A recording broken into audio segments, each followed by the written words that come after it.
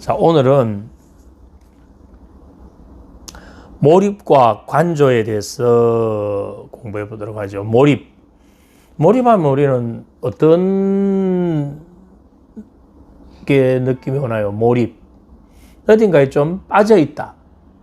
어딘가에 좀 미쳐 있다. 그러니까 몰입이라는 건 좀 고도로 집중된, 좀 몰두하고 있는 그러한 의식 상태. 그걸 우리는 일반적으로 몰입이라고 합니다.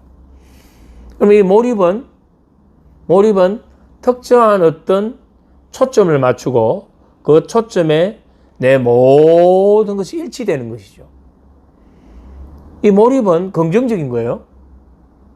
이 몰입이 어떤 선을 넘어갔을 때, 통제되지 못할 때 우리는 그걸 강박이라고 부르기도 하잖아요. 강박과 몰입은 다른 거예요. 그래서 이 몰입이라는 것은 어떤 특정 과제나 초점을 만든 거기에 내가 주관적으로 연합되는 거예요. 주관적으로 연합돼 있다. 거기에 빠져들었다. 그래서 그 몰입된 상태로 우리는 거기에 미쳐 있다. 거기에 완전히 빠졌다. 거기에 완전 중독되어 있다. 이렇게 이제 이야기하기도 한다 이 말입니다. 그럼 몰입이라는 것은 긍정적인 부분이죠. 긍정적인 부분. 자, 공부를 할 때 내가 몰입을 하게 되면 학습 효과가 훨씬 더 뛰어나지 않을까요? 네. 일을 할 때 내가 거기에 집중되거나 몰두해서 일을 한다면, 또 운동선수가 훈련 과정에서 몰입을 한다면 얻는 결과가 완전히 달라지지 않을까요?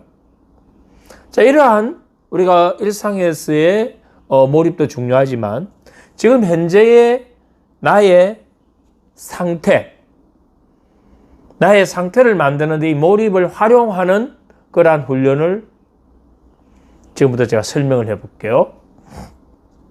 자, 우리는 과거의 성취 경험 또는 과거의 긍정적인 경험을 지금 현재에서 떠올리게 된다면, 그걸 회상하거나 재현하게 된다면 지금의 내 상태가 어떻게 될까요?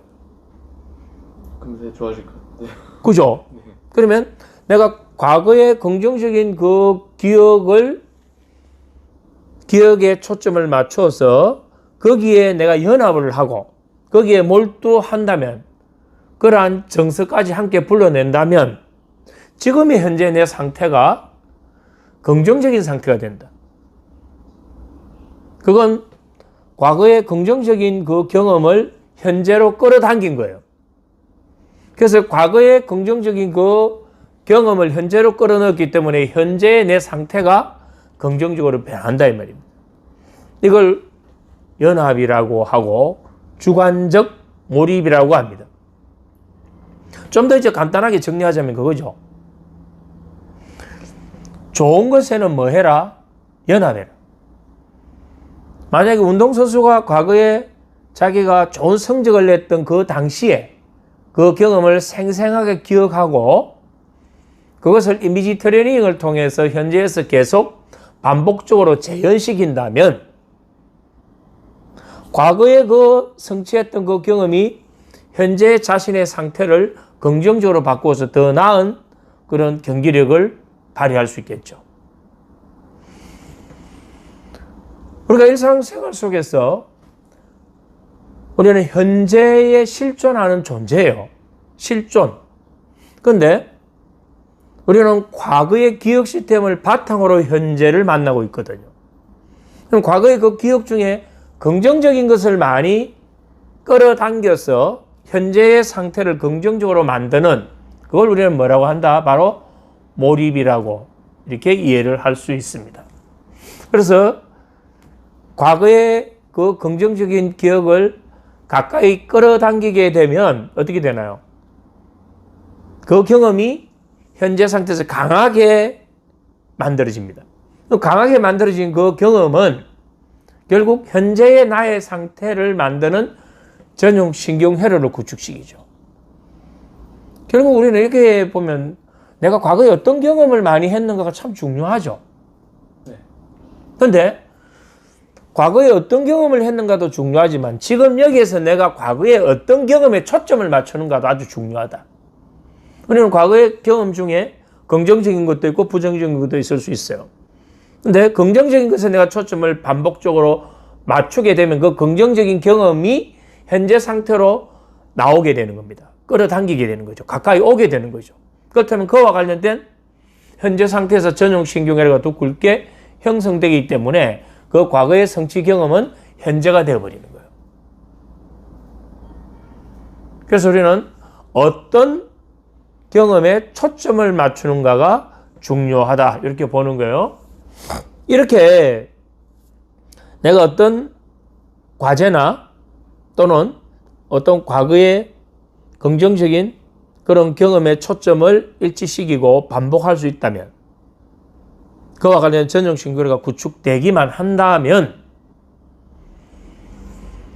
보다 더 효율적인 어떤 내 상태를 만들어낼 수 있어요. 우리 안에는 수많은 잠재 능력과 가능성을 갖고 있죠. 그 잠재 능력과 가능성은 내 안에 그만한 숨겨져 있는, 잠재되어 있는 그러한 자원과 에너지가 가득하다는 겁니다. 우리는 그 중에 일부의 자원과 에너지만 쓰면서 현재의 내 삶을 살아가고 있는 거예요. 근데 이 몰입은 그 일부만 쓰고 있는 자원과 에너지를 좀 더 많이 활용할 수 있는 상태로 만들어주는 거죠. 그것이 우리가 전용 신경회로를 구축하는 이유예요. 전용 신경회로를 구축한 상태에서 나는 내 안에 있는 더 많은 자원과 에너지를 쓰고 있을 때 그때 얻게 되는 그러한 능력을 뭐라고 이름을 하느냐면 바로 초능력이라고 하는 겁니다. 초능력. 몰입은 곧 어떤 나의 능력을 쓰게 만든다? 초능력적인 내 힘을 갖게 한다. 몰입이 곧 초능력이라고 볼 수도 있는 거예요. 그러면 우리 몰입은 누구나 할 수 있는 거예요. 그 몰입을 할 수 있다면 내가 초능력을 써서 어떤 성과를 얻을 수 있다. 그러면 초능력을 써서 얻는 그 성과를 무엇이라고 하는가? 바로 기적이라고 하는 거예요. 놀라운 성과를 만들어내서도 와, 그 기적적이다라고 표현하는 것이 결국은 몰입을 할 때 가능하다. 다른 말로 하자면 우리가 몰입을 한다면 우리는 초능력을 쓸 수 있고 그 초능력을 써서 기적을 만들어낼 수도 있다. 대단한 거 아닌가? 네.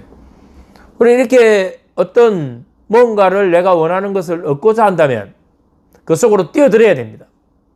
그 속으로 뛰어들어가는 게 뭐냐면 바로 몰입이에요. 우리는 그 뛰어들어가지 않고 밖에서 저것이 될까 안 될까? 저거 하면 안 되면 어쩌지? 실패하면 어쩌지? 라고 망설이고 있다 이 말입니다. 몰입은 그런 망설임 단계가 아니에요. 그 속에 뛰어들어가서 거기에 도전하는 거예요. 그 과정에서 그것을 어떻게 하면 더 잘할 수 있을지, 어떻게 하면 좋은 성과를 낼 수 있을지 거기에 초점을 맞추고 자신의 모든 자원과 에너지를 다 쓸 수 있는 상태를 만드는 것이 바로 몰입이다라고 하는 겁니다. 현재 만약에 심리 상담을 하는 내담자가 있다면 이 문제를 갖고 있다고 한다면 이 내담자의 근본적인 부분은 뭘까요? 이 긍정적인 부분에 우리는 몰입을 해야 되는데 어디에 몰입을 해야 있다는 상태로 해석 가능한가요? 슬픔, 우울함이. 부정적인 부분에 몰입이 돼 있을 경우도 있단 말입니다. 지금 제가 설명드린 이 몰입은 초능력이고 기적을 만들어낸다고 했는데 만약에 우리 이 몰입을 잘못 쓰게 되면 문제에만 초점을 맞추고 그 문제만 반복해서 생각하고 그 문제의 수렁에 빠지는 몰입, 거기에 미치는 몰입을 하게 돼버리면 나는 병적인 상태가 될 수도 있는 것이 바로 이 몰입이에요. 다행히 우리는 이 몰입을 내 삶의 건강과 내 삶의 성취와 내 삶의 행복을 위해서 활용할 수 있는 그런 능력을 갖고 있다는 것. 그게 중요하죠. 그래서 긍정적인 현재의 내 상태를 유도하고 싶다면 나는 과거의 긍정적인 거는 경험을 끌어오든지 현재의 상태에서 긍정적인 부분에 초점을 맞추고 몰입할 수 있을 때 현재의 내 상태를 긍정적으로 유도할 수 있다. 그러면 현재의 내 긍정적인 상태를 만들어내는 것은 결국 나의 초점 아닐까요? 초점을 어디에 두고 몰입하는가에 따라서 나의 상태가 부정이 되기도 하고 긍정이 되기도 한다. 그러나 우리가 여기서 배우는 이 몰입은 긍정적인 어떤 성과를 내기 위한 나의 긍정적인 상태를 만드는 거예요. 자, 이게 이제 몰입이죠.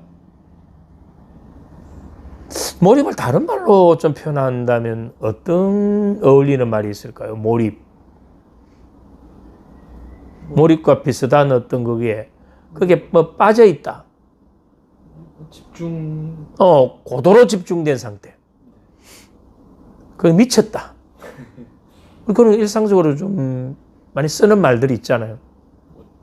그게 중독돼 있다. 네, 뭐 잘못 풀리면 그게 뭐 중독이라고. 여기서 얘기하는 중독은 긍정적인 부분을 중독을 이야기하는 거예요. 네. 우리가 어떤 습관, 무아지경, 뭐 이런 단어들이 몰입과 좀 비슷한 어감을 가지지 않을까요? 네. 결국은 우리 활용이죠. 우리 몰입 능력은 누구나 갖고 있는데 이 몰입 능력을 긍정적인 어떤 성과를 내는 쪽으로 초점을 맞추면 그건 내 삶의 소중한 자원이 되죠.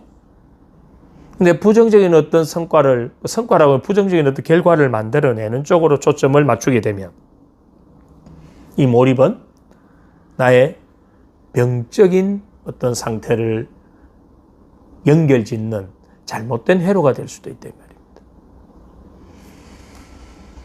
자, 이제 몰입에 대한 개념은 대충 잡혔나요? 예. 자, 몰입은 연합일까요? 분리일까요? 연합된 상태죠. 네. 그럼 주관적인 것일까요? 객관적인 것일까요? 주관적. 초점이 넓어져 있나요? 좁혀져 있나요? 좁혀져. 좁혀져 있죠. 고도로 집중된 상태. 이때는 심리적 간섭이 차단됩니다.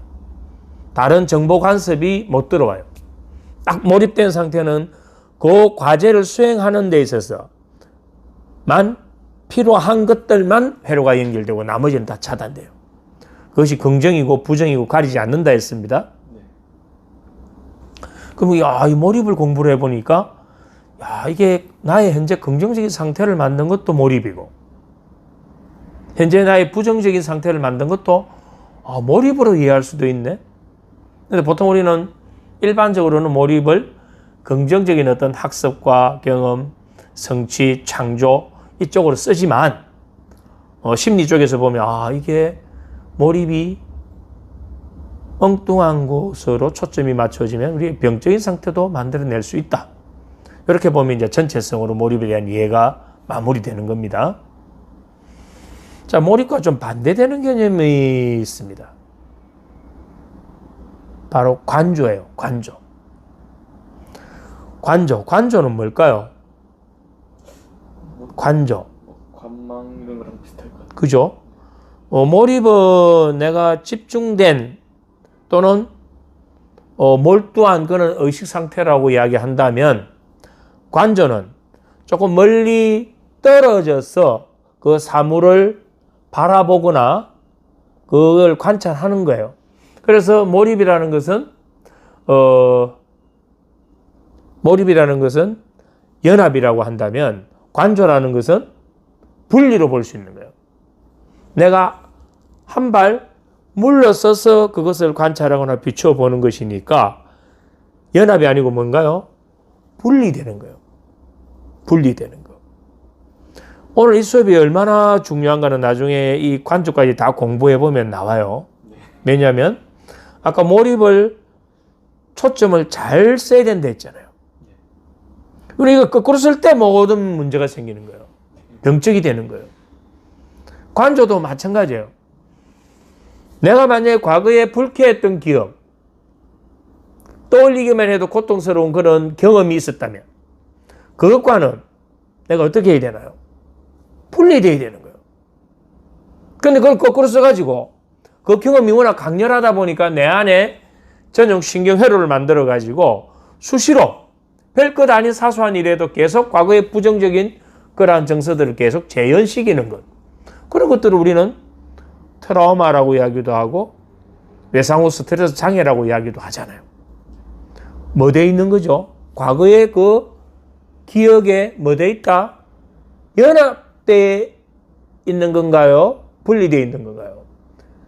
연합되어 있는 거죠. 그래서 과거에 불쾌했던 그런 또 원하지 않는 어떤 그런 충격적인 사건이나 사고로부터는 분리되어야 된다. 이럴 때 쓰는 게 뭐냐? 바로 관조다 이 말입니다. 관조. 내가 한 발 물러서서 보면 자, 강 건너 불이 났어요. 강 건너 불구경하듯이라는 우리 속담이 있잖아요. 무슨 뜻이죠 그 말이? 불구경이 마치 남의 거다. 내하고는 아무 관계없다. 강이라는 안전막이 있으니까. 그러면 나는 저 불난 걸 뭐 하고 있나요? 구경하고 있다 이 말입니다. 우리가 강 건너든 어디든 조그마한 불씨 하나 있다고 와, 불 났다라고 이렇게 놀라지는 않습니다. 관심 갖지도 않아요. 그런데 큰 불이 났는데 우리 집에 불이 났으면 어떻게 될까요? 안절부절 못하고 난리가 나겠죠. 왜? 우리 집에 불이 난 것은 내하고 뭐 돼 있는 건가요? 연합되어 있는 거예요. 강 건너는 뭐 강이라는 것으로 나로부터 뭐 돼 있다? 분리되어 있다. 그래서 강 건너 불구경은 괜찮은 거예요. 자기 입장에서는. 그걸 우리는 뭐냐면 관조라고 하는 거예요. 우리는 수많은 관조를 이미 하고 있습니다. 저 지구 건너편에서 굶어 죽는 사람들도 있다 이 말입니다. 한반도에도 허리 위쪽에 북한에는 굶어서 영양실조 걸린 아이들이 많이 있다 이 말입니다. 그런데도 우리는 그러한 세계와는 물론 거기에도 연관돼서 그런 도움을 주는 훌륭한 분들도 많이 계시지만 대부분의 사람들은 거기와는 뭐 돼 있다? 분리돼 있다. 우리는 이웃에 수많은 사람들이 힘들어하고 고통을 겪고 있지만 그 모든 고통을 내가 함께 겪지는 않는다 이 말입니다. 왜 그럴까요? 분리되어 있기 때문에 그렇다 이 말입니다. 분리되어 있기 때문에. 내 가족이나 나하고 가까운 사람이 아프면 나도 마음이 아픕니다. 내 가까운 사람과 가족이 힘들면 나도 힘이 듭니다. 왜 그럴까요? 연합되어 있는 거예요. 그런데 뉴스에 어떤 사람이 사업을 실패했다. 어떤 기업이 망했다. 누가 어떤 병으로 돌아가셨다. 그냥 뉴스로 듣는 거예요. 그냥 뉴스로. 그 소식은 듣지만 거기에 연합되어 있지 않기 때문에 고통이 안 온다 이 말입니다. 자, 그렇다면 여기서 우리는 과거에 불쾌했던 기억이나 나에게 좋지 않는 그런 경험들로부터는 내가 뭐 되어야 된다? 분리되어야 한다. 그걸 우리는 뭐라고 하냐면 바로 관조라고 하는 거예요. 관조. 그래서 관조를 하게 되면 불쾌했던 그러한 경험, 그 경험이 내 뇌에 어떤 중독된 패턴을 갖고 있다면 나도 모르게 무의식적으로 계속 그런 게 올라오거든. 우리는 관조를 통해서 그것에서 벗어날 수 있다. 그 말이에요. 왜 그러냐면 멀리 있는 친척보다 가까이 있는 이웃 사촌이 더 우리에게는 소중하죠. 왜 그럴까요? 몸이 멀어지면 마음도 멀어집니다. 그러면 과거의 그러한 경험을 좀 더 멀리 밀어낸다면, 좋지 않았던 그런 기억들을 더 멀리 밀어낸다면 어떻게 될까요? 그 경험이 약해지거나 희미해지고 잊혀질 수 있다. 지금 저하고 수업하고 있는 이 동안에는 임쌤은 나하고 지금 연합되어 있는 거예요. 근데 나머지 모든 것들과는 뭐 되어 있습니까? 분리되어 있죠. 그럼 이 수업에는 선생님이 지금 뭐 하고 있냐면 완전 몰입을 하고 있지만 나머지 모든 것으로부터는 분리되어 있다. 근데 이걸 거꾸로 쓰면 여기 와서 내한테 하는 수업, 이 수업 과정에 연합을 못하고 분리되어 있다면 엉뚱한 생각을 하고 있는 거죠. 그럼 그 엉뚱한 생각들과 연합이 되어버리면서 이 수업은 반쪽 수업이 될 수도 있다. 자, 그래서 멀리 밀어내면 되는 겁니다. 이 관절은 멀리 밀어내면. 그럼 어떻게 우리는 이걸 밀어낼 것인가? 어떻게 몰입할 것인가? 그러기 위해서 우리는 수업을 하는 거죠. 자, 예를 들어서 나중에 이제 실습을 공중분리기법이라는 실습을 하나를 해보면 공중분리기법의 원리가 그거예요. 자, 지금 현재 상태에서 아주 큰 고통을 겪고 있습니다. 근데 이 고통을 들어보니까 과거의 그러한 기억 때문에 그 기억이 현재 상태에 영향을 미쳐서 현재 그 고통을 겪고 있는 거예요. 그래서 이 사람에게 현재의 고통을 강하게 느끼게 만듭니다. 더 증폭시켜요. 현재의 고통을. 더 증폭시킨 이후에 이 사람에게 현재 앉아있는 곳에서 위로 천장 높이로 올라가서 바라보게 합니다. 그러면 밑에서 고통스러운 아주 크게 강하게 느꼈던 그 느낌에서 빠져나온 거죠. 천장 높이에서 볼 때 이제 객관적으로 보고 있다 이 말입니다. 아까는 뭐 주관적인 고통의 느낌이었고 천장 높이로 올라오는 순간 이미 객관적으로 바라보게 되죠. 뭐가 떨어져 있나요? 벌써 거리가 떨어졌죠. 그 다음 100m 높이에서 바라보게 만드는 겁니다. 100m에서 그걸 관찰하거나 비추어 보면 거리가 멀어졌고 느낌이 약해져 버리죠. 크기도 작아져 버리고 희미해져 버린다 이 말입니다. 그걸 저 비행기 높이로 올라가서 바라보게 하면 이게 이제 보이지 않을 수도 있다 이 말입니다.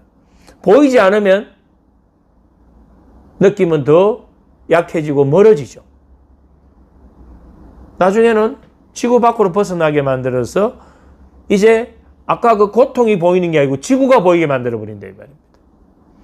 이미 내가 분리된 이후에 이제 새로운 연합을 시키기 위해서 저 멀리 우주로 빠져나가기 위해서 우주에 있는 수많은 아름다운 별들과 그 별들 속에 피어있는 아름다운 꽃과 좋아하는 음악, 좋아하는 사람, 좋아하는 향기 이런 것들을 계속 연합시켜서 아까는 고통에 연합되어 있었던 거에 있어서 점점 거리로 분리해가지고 나와가지고 이제 저 멀리 우주에 가서 긍정적인 좋은 것들과 과거의 성취 경험들까지도 거기에 연합을 만약에 시켜버린다면 고통에서는 분리되었고 새로운 것에 몰입이 됐으니까 현재의 상태가 어떻게 되어버렸을까요? 처음의 상태로 다시 이제 돌아오게 만들면 분명히 처음에 그 어떤 걱정거리는 있기는 있었는데 그거에 대한 내 느낌이 훨씬 더 멀어지거나 약해져 버린다. 이 훈련 기법을 우리는 공중분리기법이라고 합니다. 이 공중분리기법은 뭐 하게 만들었나요? 내가 천장 높이에서 관조했고 100m 위에서 관조했고 비행기 높이에서 관조했고 지구 밖에서 관조했단 말입니다. 그럼 이 관조하는 순간 자꾸 반복되면서 이제 그것이 멀어지거나 약해져 버렸다. 자, 여기까지 이제 이해가 됐다면 이걸 이제 우리 삼소에서 한번 다시 봅시다. 만약에 이 몰입을 과거의 부정적인 내 트라우마 어떤 경험이나 애착결핍이나 어떤 부정적인 그런 경험들과의 연합, 거기에 내가 몰입 상태에 있다면 지금 현재 나는 어떤 상태가 되나요? 긍정적인 나의 자원과 에너지 모든 것들과는 뭐 돼버리죠? 분리되어 버립니다. 우리가 시소를 이렇게 타면 한쪽에 눌리면 반대쪽이 올라가고 반대쪽을 눌리면 또 반대쪽이 올라가죠. 그와 마찬가지로 부정적 몰입 상태가 강해지면 긍정적인 자원과 에너지와는 뭐 된다? 분리된다. 그래서 나는 긍정적인 수많은 자원과 기회 이런 것이 있음에도 불구하고 그것을 활용하지 못하는 무기력한 병적인 상태에 머물러 있게 된다. 자, 거꾸로 내가 만약에 과거의 성취 경험이나 긍정적인 그러한 기억들과 몰입이 되어 있다면, 그러면 그 몰입 상태에서 지금의 현재 상태가 긍정적인 어떤 상태로 만들었다면 나는 무엇과 분리되는가? 좋지 않는 것들, 부정적인 것들과는 전부 다 분리될 수 있다. 이게 이제 아주 중요한 거예요. 그래서 내가 긍정적인 몰입 상태에서 부정적인 부분과 분리되어 있는 이 상태를 우리는 뭐라고 하냐면 마음의 쿠션이 강해져 있는 상태라고 보는 거예요. 이제 이해가 좀 되시나요? 네. 자, 다시 한번 더 정리하자면 우리의 초점이 어디에 몰입 상태를 만들었는가가 정말 중요하다.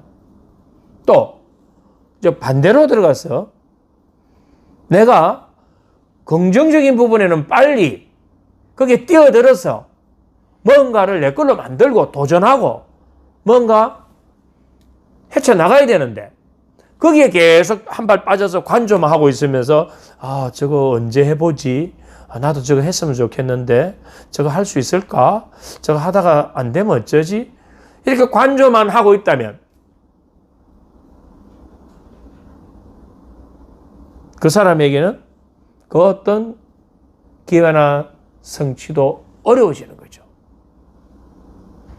우리는 이 관조는, 여기서 이야기하는 이 관조는 전체성을 바라보는 데 있어서 관조가 때로는 필요할 때도 있어요. 뭐냐면 우리가 살아가다 보면 숲을 보지 못하고 나무만 보는 옹졸함, 좁혀진 경계를 가질 수도 있기 때문에 한 발 물러서서 전체를 바라보는 전체성을 갖기 위한 관조는 필요한 거다 이 말입니다. 그거는 좋은 거예요. 때로는 그런 관조를 가질 때 우리가 전체성을 가지고 유연성을 가질 수 있기 때문에 필요한 거죠. 근데 여기서 이 관조를 여기서는 어떻게 우리가 활용하는 쪽으로 공부를 하느냐면 나의 현재 상태가 좋지 않는 부정적인 상태에 있다면 이 부정적인 상태를 관조할 수 있는 내 능력을 이야기하는 겁니다. 자, 이제 몰입과 관조를 공부를 해보니까 좀 어떤가요?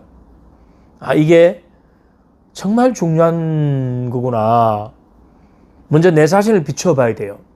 나는 현재 내가 몰입하고 있는 부분들이 긍정적인 그런 몰입 상태에 있는가? 내 과거에 대한 부분은 몰입이 초점이 제대로 맞춰져 있는가? 또 현재 내가 하는 일에 나는 몰입 상태에 있는가? 내가 하는 공부에 몰입 상태에 있는가? 이게 나를 먼저 비춰봐야 된다 이 말이에요. 그러면서도 우리는 관조를 과거에 좋지 않는 것들이 있다면 그것과는 빨리 멀리 가도록 보내버리라 이 말입니다. 부정적인 게 있다면 멀리 가도록 보내버리라 이 말입니다. 그렇게 보내는 그 관조를 쓰면서도 나는 때로는 내 자신에 대한 전체성을 갖기 위해서 나를 먼저 관조해 보기도 하고 또 세상을 관조해 보기도 하고 전체성을 갖고 관조를 또 긍정적으로 활용하는 단계까지 간다면 이제 대단한 멘탈 능력을 갖게 되는 거죠. 자, 몰입과 관조에 대해서 이제 한 내용에 대해서 한번 궁금한 거나 느낌 있으면 한번 말씀해 보실까요?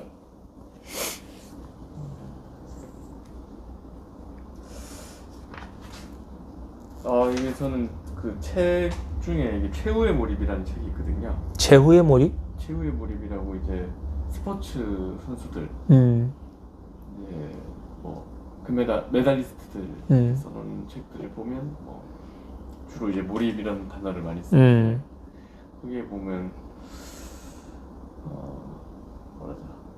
몰입은 이렇게 뭐 버리는 과정이다. 음. 그런 거를 좀 이제 강조를 하더라고요. 버리는 과정. 네, 버리는 그러니까 가장 중요한 것만 놔두고 어차피 딴 것들 자기 맞아요. 개인적인 것들 이제 많이 포기하는 과정이니까 맞아요. 그런 것들이 있었고 그러면 이제 그 선생님이 그쪽 전공이시니까 그럼 이제 그런 도구들로 이제 뭐 루틴을 쓴다거나 그런 여러 가지 도구들을 선수들에게 쓰게 되는 거겠네요. 맞아요. 그거 다 몰입을 위한 과정이죠. 예를 들어서 일상에서 아침에 일어나면 기상 멘탈 트레이닝을 하고 저녁에 자기 전에 호흡 훈련, 그다음에 훈련 일지, 그다음에 자율 훈련, 그걸 통해서 잠을 자고 하는 또 훈련 들어가기 전에는 호흡을 어떻게 하고 심상을 어떻게 하고 이 모든 것을 뭐냐면 다 맞춰 놓는 거예요. 그럼 그건 이제 루틴화 되는 거죠. 그 루틴은 내 의지와 관계없이 그것이 자동적으로 계속 재현되도록 만드는 거거든요.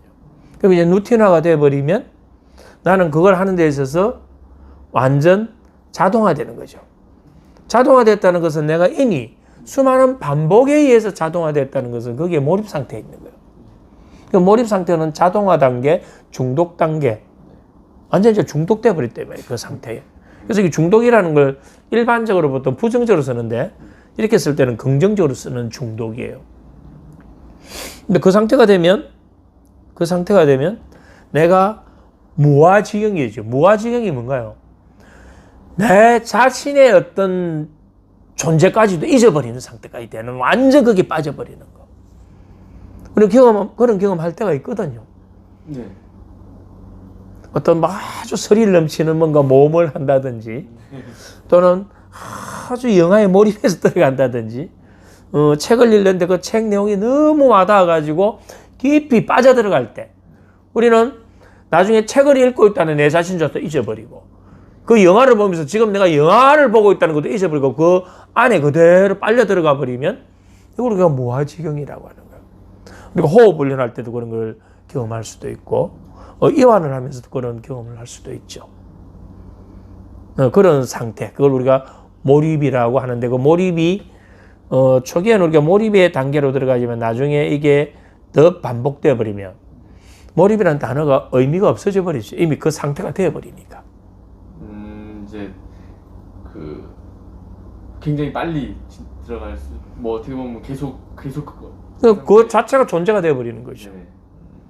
그래서 우리 초기에는 몰입 훈련, 몰입이라는 단어를 계속 쓰지만 네. 우리가 하는 단계가 있고 되는 단계가 있잖아요. 네. 그러니까 몰입은 훈련을 하는 단계. 근데 되는 단계는 뭐냐면 이미 그게 된 단계이기 때문에 그러면 그 어떤 수행을 하는 데서 남이 이미 몰입된 상태에서 일상을 계속 반복하기 때문에 그 사람의 삶의 어떤 그건 달라진다 이 말입니다.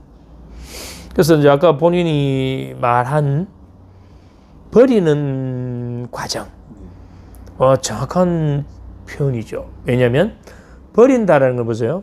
내가 어떤 특정 과제에 몰입을 했다는 것은 그와 관련된 관점을 딱 만들고 그와 관련된 전형 신경회로만 활성화시키죠. 그와 관련된 자원과 에너지만 동원되는 거예요. 그러면 이때 주의의 폭이 몰입은 좁혀지죠. 주의의 폭이 좁혀지면 그 과제를 수행하는 데 있어서 필요한 것들은 모두 다 동원되는 거예요. 그런데 이 과제를 수행하는데 불필요한 것들은 들어오고 싶어도 못 들어오는 거예요. 왜냐면 이게 워낙 강하기 때문에. 그래서 우리가 이 몰입이라는 게 우리가 초능력을 사용할 수 있도록 만들어준다고 표현할 정도로 중요한 거죠.